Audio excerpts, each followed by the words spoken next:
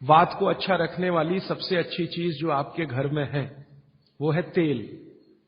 तेल तेल वो जिसमें आप सब्जियां बनाते हैं। लेकिन उन्होंने एक शब्द पर जोर दिया है कि तेल का माने शुद्ध तेल।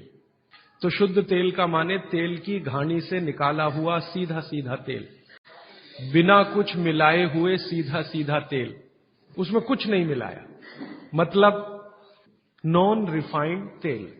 तो बागभट्ट जी का निवेदन है कि आप तेल शुद्ध खाइए, माने रिफाइंड तेल मत खाइए, डबल रिफाइंड तेल मत खाइए। अब आप कहेंगे जी क्यों नहीं खाएं, डॉक्टर तो यही बोलते हैं कि रिफाइंड खाओ, डबल रिफाइंड खाओ तो आपको हृदय घात नहीं आएगा वगैरह वगैरह। ये जो रिफाइंड तेल है, मैंने इनको देखा है कैसे रिफाइंड किया जाता है। आप भी देख लें, कभी मौका मिले तो बहुत अच्छा होगा। किसी भी तेल को रिफाइंड करने में 6 से 7 केमिकल इस्तेमाल होते हैं और डबल रिफाइंड करने में 12 से 13 केमिकल इस्तेमाल होते हैं। वो सब केमिकल मनुष्य के द्वारा बनाए गए हैं प्रयोगशाला में। भगवान का बनाया हुआ एक भी केमिकल तेल को रिफाइंड नहीं कर सकता। भगवान का बनाया हुआ माने प्रकृति का दिया हुआ, जिसको आप अंग्रेजी में कहते हैं ऑर्गेनिक। जितने भी केमिकल तेल को साफ करने के लिए उपयोग किए जाते हैं वो सब इनऑर्गेनिक है, और इनऑर्गेनिक केमिकल ही दुनिया में जहर बनाते हैं और उनका कॉम्बिनेशन जहर की तरफ ही लेके जाता है। आज की दुनिया में मॉडर्निज्म के नाम पर, आधुनिकता के नाम पर जितने इनऑर्गेनिक केमिकल्स जगह जगह इस्तेमाल हो रहे हैं, वो सब आपको धीरे धीरे उस तरफ ले जा रहे हैं जहां आप जहर अपने ही शरीर में पैदा कर दें। इसलिए रिफाइंड तेल, डबल रिफाइंड तेल गलती से भी मत खाइए, गलती से भी मत खाइए। अब आपके मन में 2 प्रश्न आएंगे तुरंत कि शुद्ध तेल में तो बास बहुत आती है। हां, सीधा प्रश्न। दूसरा प्रश्न आएगा जी शुद्ध तेल बहुत चिपचिपा होता है।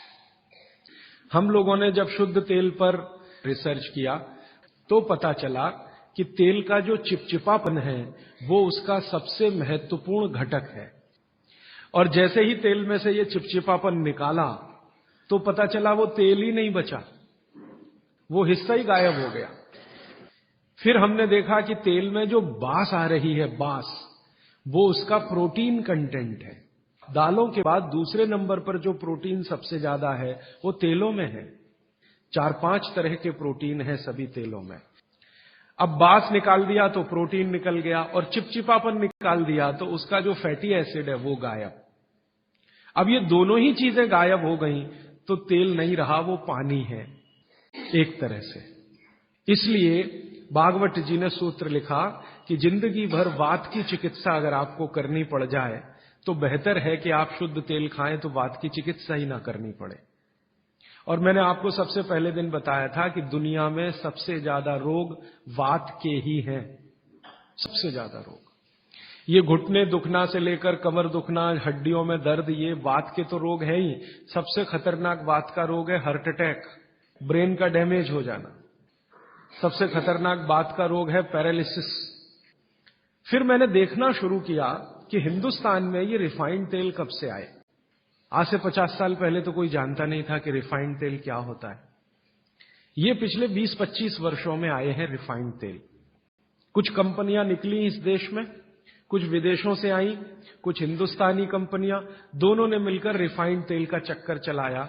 रिफाइंड तेल बहुत अच्छा है, बहुत अच्छा है। अब बहुत अच्छा उन्होंने कहा, किसी ने माना नहीं, तो डॉक्टरों से कहलवाया, बहुत बड़े बड़े डॉक्टरों से कहलवाया। इन डॉक्टरों के साथ मैंने जब वार्ताएं करना शुरू किया, खासकर बंबई के कुछ डॉक्टरों को जो हर समय ये प्रेस्क्रिप्शन के साथ कहना नहीं भूलते कि तेल सफोला का ही खाना या तेल ये ही खाना, तो मैंने कहा डॉक्टर साहब सफोला से आपका क्या रिश्ता है? ये क्यों नहीं कहते तेल तिल का ही खाना? ये क्यों नहीं कहते तेल नारियल का ही खाना? ये क्यों नहीं कहते तेल मूंगफली का ही खाना? ये सफोला कहां से आ गया? तो वो डॉक्टर तो नहीं बताते, लेकिन उनकी पत्नियां बताती हैं कि वो सफोला वाला आता है ना, तो डॉक्टर साहब को कभी रेफ्रिजरेटर दे जाता है, कभी टेलीविजन दे जाता है, कभी डॉक्टर साहब और मुझे मिला के नेपाल की यात्रा करा देता है, कभी हमारे बच्चों के साथ हमको अफ्रीका की सफारी दिखा देता है। तो ये है चक्कर सारा। कि एक तरह से किकबैक डॉक्टर साहब को प्रत्यक्ष और परोक्ष रूप से मिल रही है। इसलिए डॉक्टर साहब बार बार कह रहे हैं कि सफोला का तेल खाना। अब ये सफोला का तेल हमने लेकर टेस्ट किया लेबोरेटरी में। सूरजमुखी का तेल जो अलग अलग ब्रांड का है वो टेस्ट किया लेबोरेटरी में।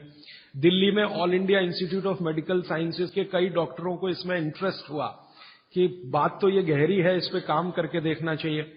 तो वो डॉक्टरों ने जो कुछ भी निकाल के दिया है रिसर्च के रूप में, है तो बहुत मोटा हिस्सा, अगर बात करूं तो बहुत दिन बीत जाएंगे। उसका निष्कर्ष एक वाक्य में बता देता हूं कि तेल में जैसे ही आप बांस को निकालेंगे और उसका चिपचिपापन हटाएंगे, वो तेल ही नहीं रहता, तेल के सारे महत्वपूर्ण घटक निकल जाते हैं।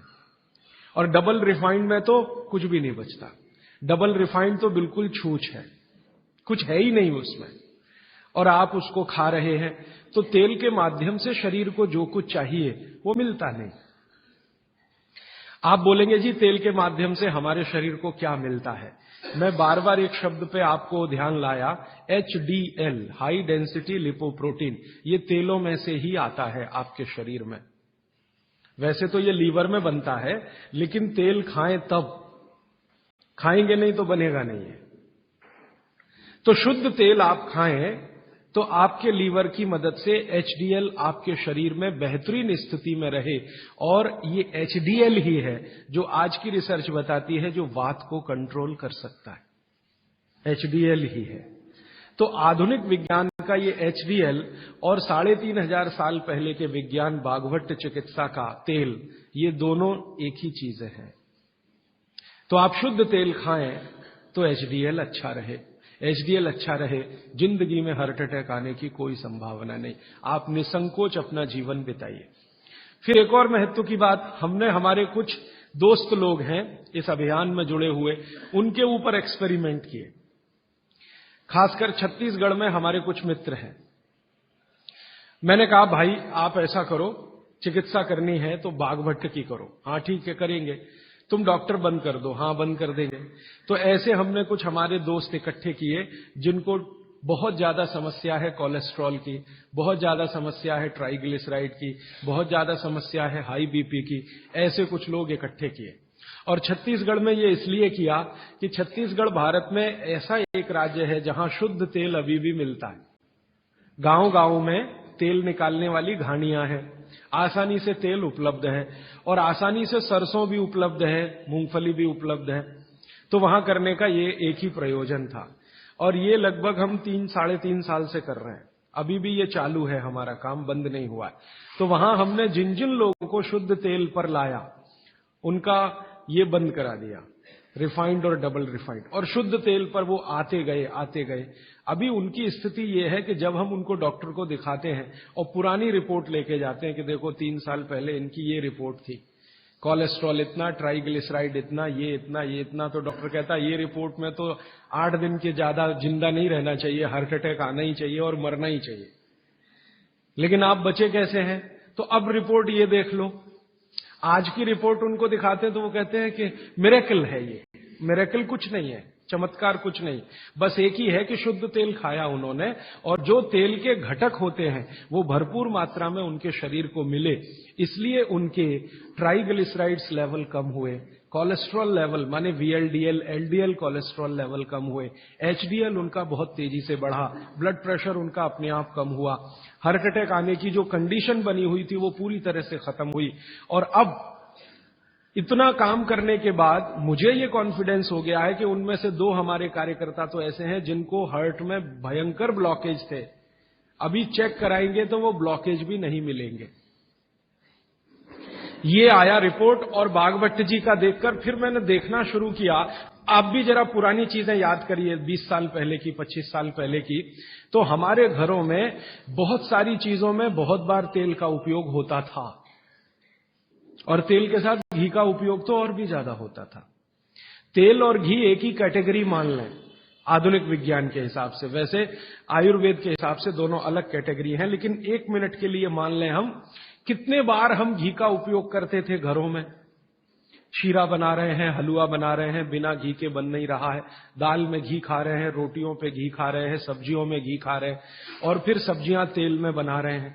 आप जरा कल्पना तो करिए, कितनी जगह तेल तेल तेल, कितनी जगह घी घी घी। और 40 साल पहले मैंने तो नहीं सुना, पता नहीं आपने सुना, मेरे पिताजी को मैं पूछता हूं कि कितने हार्ट अटैक होते थे, तो मेरे पिताजी कहते अपने परिवार में तो एक भी नहीं हुआ। शायद आप 40 साल पहले के अपने परिवारों को देखें तो आपको भी पता चलेगा किसी को नहीं हुआ। तो जब उतना हम तेल और घी उपयोग कर रहे थे अपने दैनिक जीवन में, हमको हार्ट अटैक नहीं हो रहे थे। ये पिछले 10-12 वर्षों में क्या ऐसा हो गया जो इतने हार्ट अटैक हो रहे हैं? परसों किसी ने मुझे कहा कि 17 साल के एक बच्चे ने हार्ट का ऑपरेशन कराया अभी यहां चेन्नई में, अपोलो में या पता नहीं कहां। अब 17 साल की उम्र में आपको बाईपास करवाना पड़े, एंजियोप्लास्टी करानी पड़े, ये तो दुखद स्थिति है।